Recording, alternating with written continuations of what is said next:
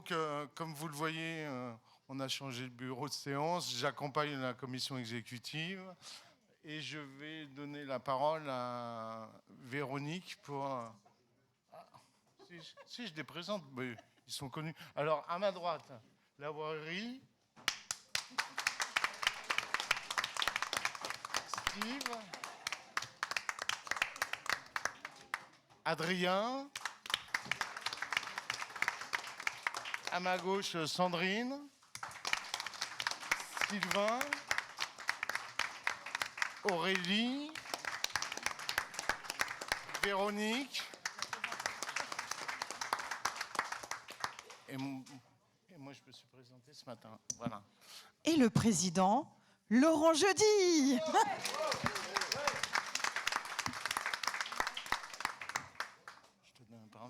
Je donne la parole à Véronique.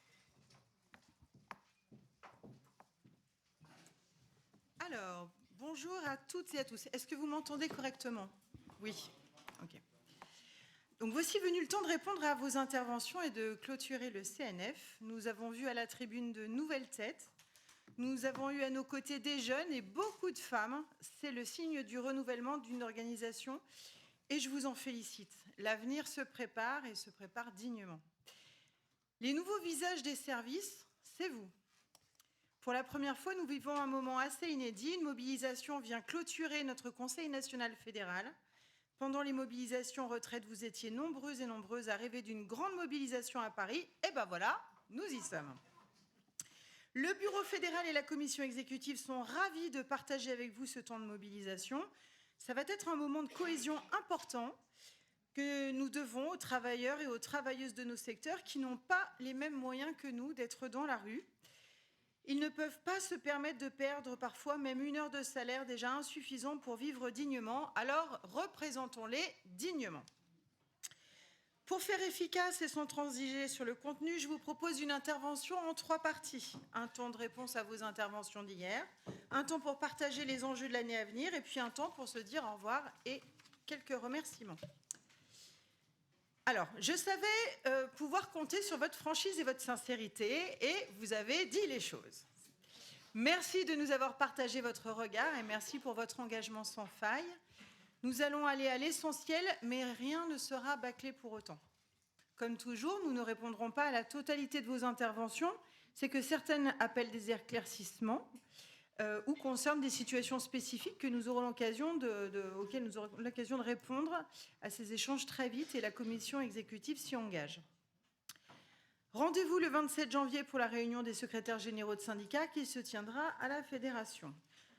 Sur le contexte économique et social, vous avez pointé l'âpreté du moment. Oui, les travailleurs et les travailleuses payent un lourd tribut, les franchises médicales en hausse, la perte des acquis sociaux, la multiplication des passages en location-gérance, en franchise, les externalisations toujours plus nombreuses et la menace sur les temps de repos et les congés.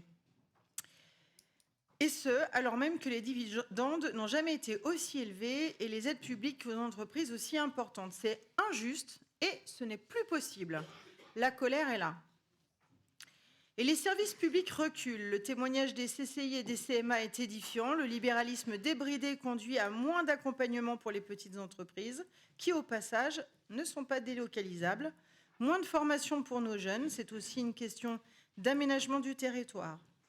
On le sait, quand les services publics reculent, c'est l'extrême droite qui monte. Nous devons prendre notre place, faire entendre notre voix. La Fédération va écrire au ministre, au nouveau ministre, dès qu'ils seront désignés, pour planter le décor. Oui, le monde du travail est en colère, et celui des services encore davantage. La posture et l'aveuglement des patrons est insupportable. Le droit syndical recule. Plusieurs d'entre vous ont témoigné de répression syndicale et du fait que les patrons veulent réduire les syndicalistes au silence. En témoigne Brian, désormais nous savons où il est, maltraité chez Leclerc, comme l'a souligné le syndicat de Dromardèche. Quand vous avez connaissance de pression, la fédération sera à vos côtés pour agir juridiquement, vous l'avez d'ailleurs souligné. Plus globalement, nous avons besoin de recenser et de mesurer ces agissements pour alerter le gouvernement et les organisations patronales que nous rencontrons régulièrement. Oui, Le combat syndical est rude et le syndicalisme est plus que jamais indispensable aux travailleurs et aux travailleuses. Nous devons tenir.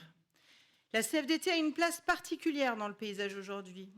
Et vous, les militantes et militants, vous êtes en première ligne. Alors, vous avez demandé quelques explications sur la défiscalisation des pourboires. Attention, ça devient un peu technique, mais après, on reviendra à des choses plus légères. Depuis le 1er janvier 2022, les pourboires versés aux salariés gagnant moins de 1,6 fois le SMIC, soit environ 2 826 € bruts, et ce qui fait à peu près 2 238 net, sont exonérés de cotisations et d'impôts sur le revenu. Cette mesure, présentée comme un coup de pouce au secteur pour le rendre plus attractif, a été prolongée jusqu'au 31 décembre 2025. Mais attention, cette mesure profite d'abord aux employeurs. Un petit rappel historique. Le pourboire apparaît à la fin du 19e siècle comme une gratification laissée par le client pour remercier d'un service. Il était pensé comme un geste ponctuel et volontaire, pas comme un élément de salaire. Le Code du travail encadre d'ailleurs cette pratique. Versé directement aux salariés, il reste à la discrétion du client hors cotisation et hors impôt.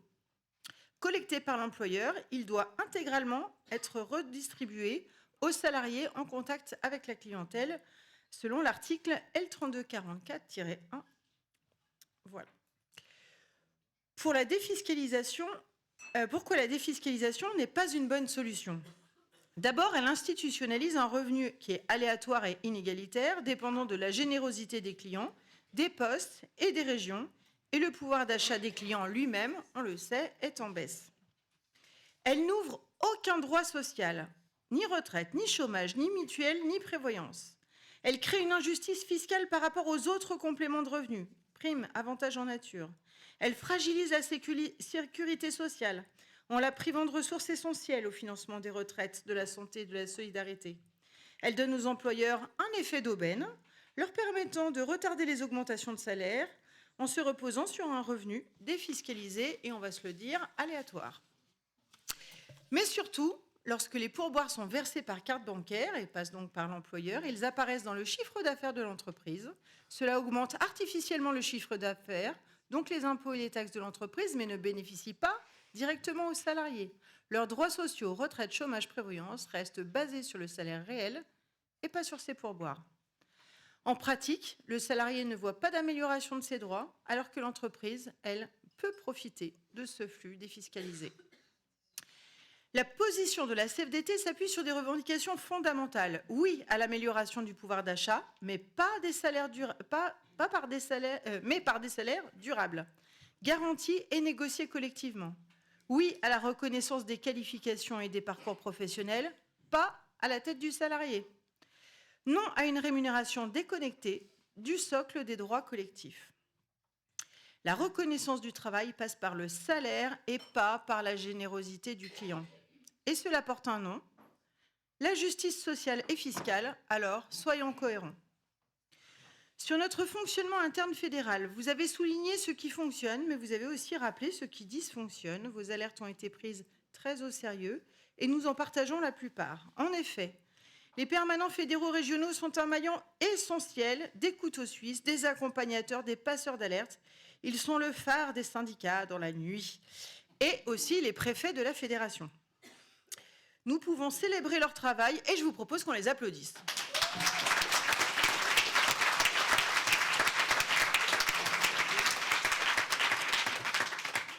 Cela étant dit, il y a des régions orphelines. La Bretagne, la Normandie, les Pays de la Loire, et un recrutement est en cours. En attendant, Stéphane Taillé, par ici, donc qui est chef du service d'offres, Christina Raffaelli, la coordinatrice des PFR, ont assuré un relais dans la mesure de leur disponibilité et on les en remercie aussi.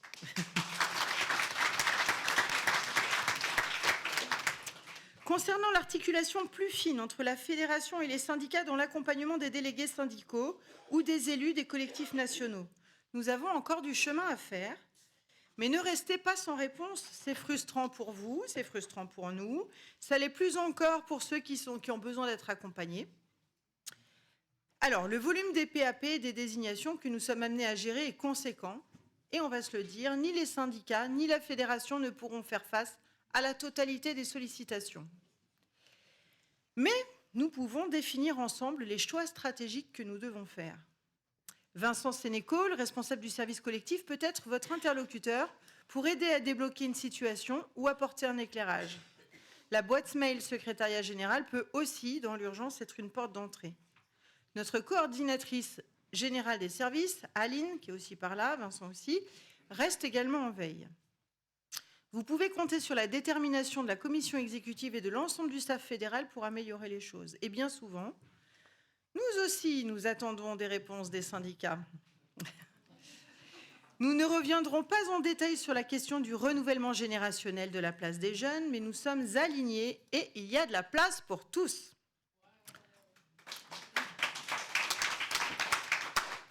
Nous trouverons ensemble l'équilibre entre les anciens et les nouveaux, vous l'avez dit, et c'est très inspirant pour le prochain rassemblement jeune qui se tiendra en fin d'année à Haute-en-Méaudre en Vercors avec l'Uriora et les inscriptions sont déjà ouvertes. J'attends les candidatures de vos pépites pour leur réserver le meilleur accueil. Sur la fatigue militante, elle est là et chez tout le monde. Nous ne pouvons pas le nier, c'est la conjugaison des effets des ordonnances Macron, de la période économique sociale difficile et d'un investissement fort et hétérogène dans les équipes. Un cocktail redoutable. Et l'année qui s'annonce peut être rude, pourtant il nous faut tenir. C'est la justice sociale qui nous anime à la CFDT, mais il ne faut pas se mentir, il ne faut jamais promettre à un syndicaliste que ce sera de tout repos.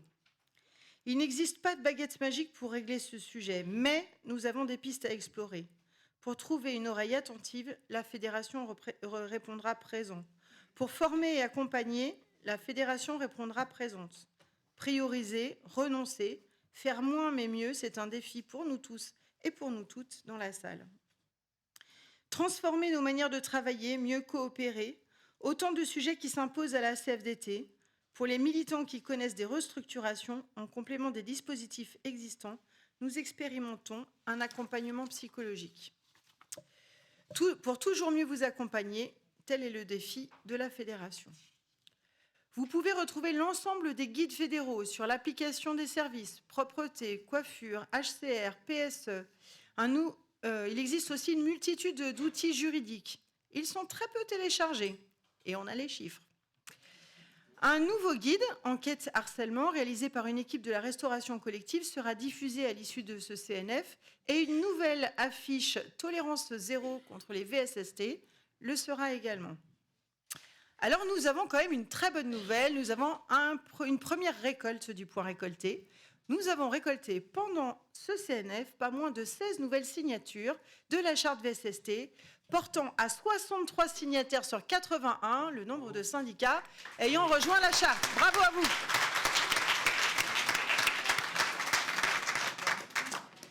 Il y a encore quelques retardataires. Et si je vous partage les enjeux sur l'année, nous sommes déjà à la moitié de ce mandat fédéral tel qu'arrêté au Congrès du Havre. Et cela sonne comme un point de bascule. Cette troisième année de mandat est placée sous le signe de la récolte, récolter des victoires pour une organisation syndicale. C'est montrer que l'union et la persévérance portent leurs fruits. On le sait qu'il en faut de la persévérance pour obtenir des avancées dans nos secteurs. Et je vous propose de brosser rapidement et de manière non exhaustive les enjeux et les rendez-vous de l'année à venir. 2026 sera une année importante pour toute la CFDT puisque se tiendra, Yvan l'a dit, le congrès confédéral à Bordeaux, où l'ensemble des syndicats de la CFDT se retrouveront. Nous aurons l'occasion d'échanger sur les enjeux du congrès confédéral lors des CORES de début 2026 et vous avez pointé le sujet de la cotisation. J'ai confiance dans notre capacité collective à faire face aux défis d'avenir. Nous reviendrons en débattre avec vous pour que tout le monde comprenne bien tout ce que cette décision aura pour conséquence et vous ferez votre choix. Avec le livre Essentiel si essentiel, vous l'avez bien compris, c'est notre identité métier que nous allons nous attacher à rendre visible. Nous devrons renforcer notre capacité à parler de nos métiers. C'est le rôle de la fédération vis-à-vis du vaste monde. Je souhaite également revenir sur les négociations obligatoires qui vont s'ouvrir. On le sait, le contexte économique va rendre notre tâche difficile pour ne pas laisser seuls les négociateurs. Nous allons lancer début novembre la première communauté des délégués syndicaux avec pour thématique les négociations obligatoires. J'avais eu l'occasion de vous parler de ce projet lors du dernier CNF. Les communautés vont se structurer pour sortir de l'isolement les DS, partager leur expérience, récolter et faire circuler les informations. Une communauté, c'est un groupe de DS qui échange une fois par trimestre en visio pour partager, échanger et construire collectivement. Une information fédérale sera prochainement adressée aux DS concernés. Nous n'abandonnons pas, voilà, j'y arrive aussi, non plus notre projet d'animation collective des magasins Leclerc. Mais les retours des syndicats étaient timides jusqu'alors. Nous devons collectivement mouiller le maillot pour former un collectif digne de ce nom. Alors nous commencerons sans doute modestement et nous verrons ce que cela donne. Fédérations et syndicats doivent avancer main dans la main sur ce projet. Vous accompagner, syndicats et collectifs nationaux reste notre priorité.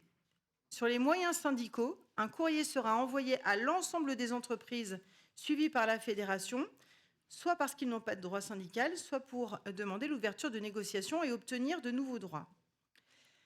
Ce courrier sera à la disposition des syndicats pour que vous également puissiez interpeller les entreprises de votre périmètre. La fédération se tient à votre disposition pour vous aider dans cette démarche. Il sera important que nous puissions également mesurer la récolte.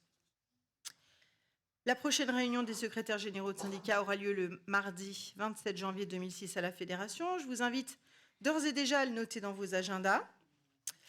La réunion sera consacrée à l'analyse des résultats de la représentativité, à l'identification de nos priorités collectives pour la prochaine vague des élections CSE. Anticiper plutôt que subir, tel sera notre fil rouge. Enfin, le temps des merci et des au revoir. Merci aux équipes de Châteauforme, ici au Jardin de Saint-Dominique, pour leur accueil et la qualité de leur service et leur réactivité. Je crois qu'on peut les applaudir.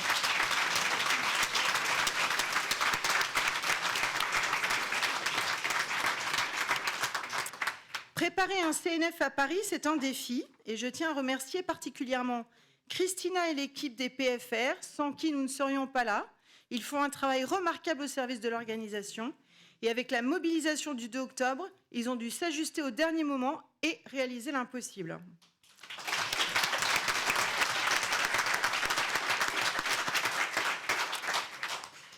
Un merci appuyé et sincère au staff fédéral, ceux présents avec nous et ceux qui gardent la maison fédérale pendant ce temps-là.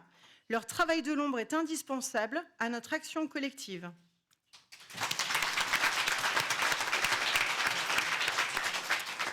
Merci à Odile, dont le travail a été salué par nombre d'entre vous, à Iman de la Corsif pour son travail et son engagement à nos côtés.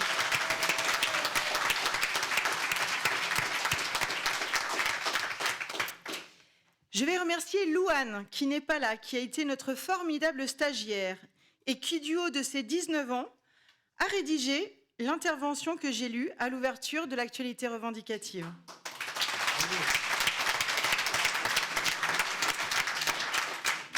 Merci à Aline qui a retouché et qui travaille sur l'ensemble de nos interventions.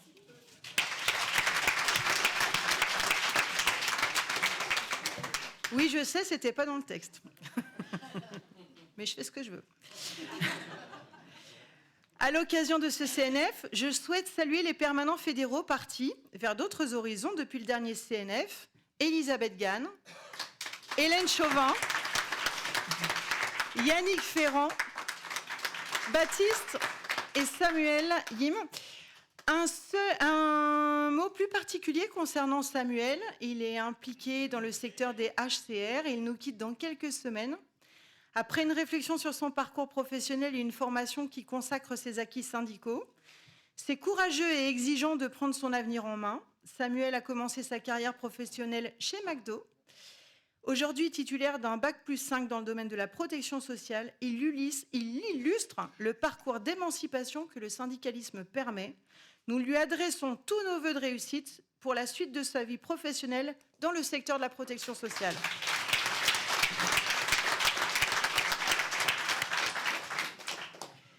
Merci à nos partenaires de la protection sociale et à nos experts, Sextance, Index, Aliquis et Axia, qui donne du sens à nos partenariats.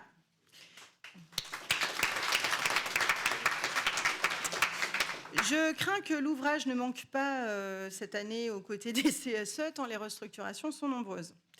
Merci à la Confédération pour sa présence, Isabelle Mercier, secrétaire nationale confédérale en charge du travail, pour sa participation d'hier à la table ronde.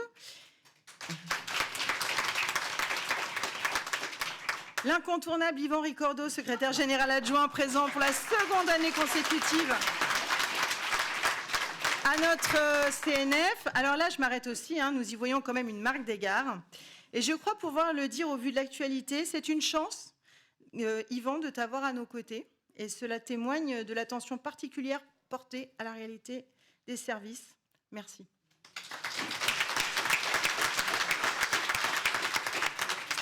Un merci aussi à Sylvie Excoffier, notre fée clochette du DOF confédéral, pour son accompagnement bienveillant et efficace. Et dans les au revoir, il va quand même falloir que nous disions aussi au revoir à Laurent Jeudi, qui nous quitte un jeudi, puisque c'est son dernier CNF.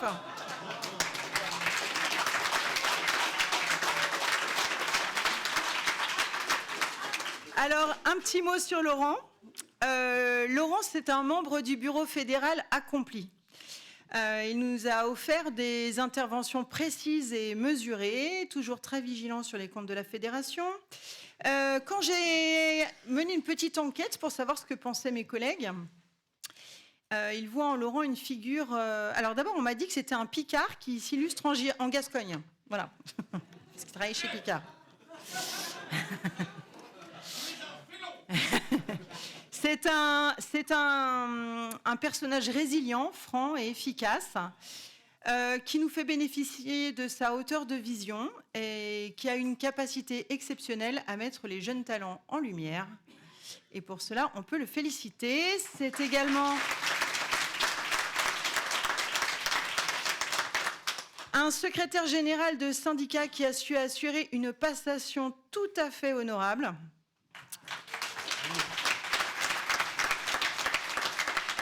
Et on a observé les mêmes qualités dans la transition chez Picard, donc en tant que DSC, donc bravo.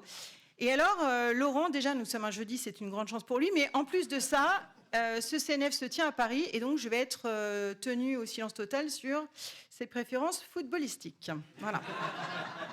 Que je ne partage pas, évidemment. Alors, merci aux 12 syndicats parisiens pour leur accueil si original.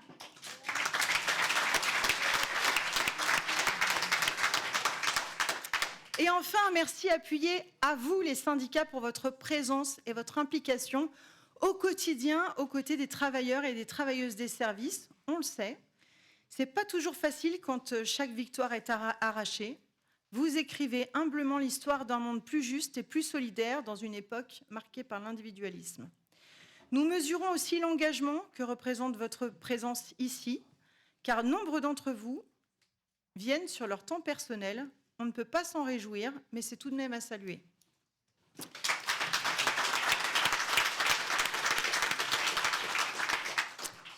Alors, il ne me reste plus qu'à vous exhorter à la mobilisation générale. Et là, je vais quand même réaliser un petit rêve. Allez tous dans la rue pour plus de justice sociale et fiscale.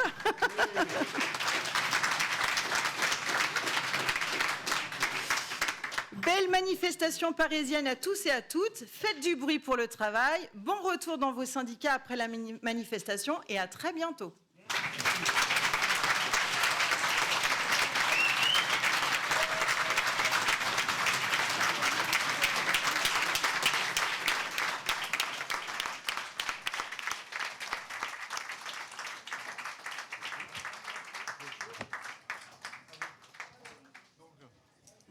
Je clôture ce CNF.